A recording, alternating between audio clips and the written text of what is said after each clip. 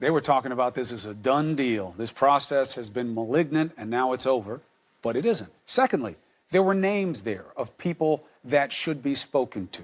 One of them you heard from last night, Lynn Brooks. Right now, another person from that list you just heard Senator Feinstein giving, Liz Swisher, one-time roommate of Debbie Ramirez, therefore Yale classmate of Brett Kavanaugh, joins us now on Primetime. Thank you for taking the opportunity. I know that this isn't what you've been dying to do with your life, but I'm glad you've recognized how much it matters right now.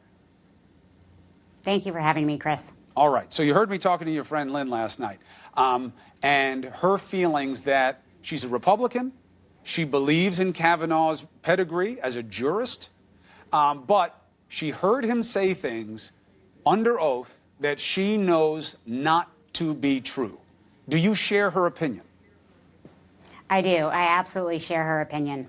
How so? What do you know about Brett Kavanaugh that he was not truthful about in the hearing?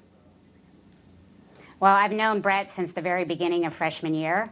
He was always one of the beer-drinking boys, and I drank beer with him. I liked beer. There's no problem with drinking beer in college. The problem is lying about it.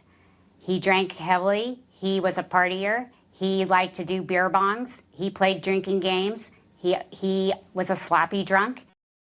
He was more interested in impressing the boys than he was in impressing the girls. I never saw him be sexually aggressive, but he definitely was sloppy drunk.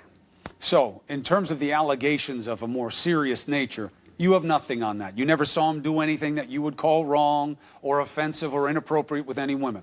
Good to note, out of fairness. However, his description of himself as, certainly in high school, I was about my church programs, going to church, studying, being number one, doing my sports teams.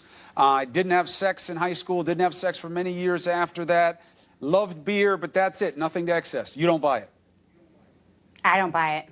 I didn't, that's not the Brett I knew as soon as I met him in college. It's not the Brett I saw during 4 years at Yale. And I don't think many of his answers were credible. I really question any senator that believes the Ralph Club had something to do with his known weak stomach. I knew of no weak stomach. That's not what Ralphing means to any college kid.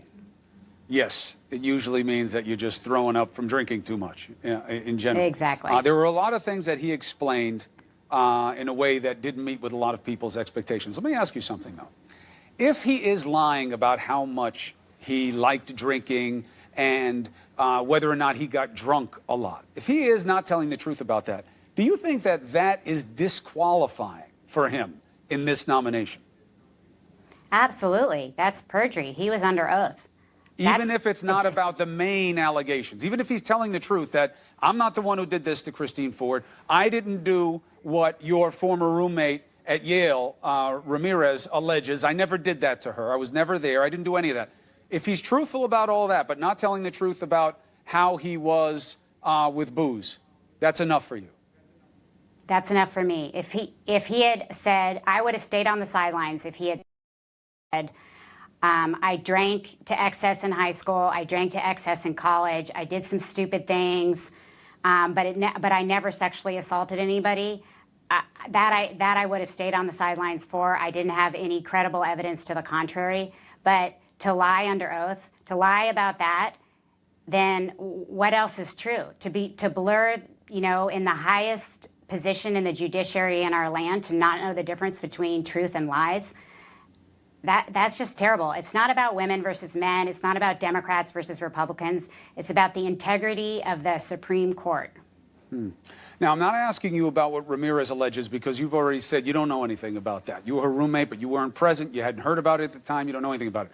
Let me ask you something. Are you willing to talk to the FBI?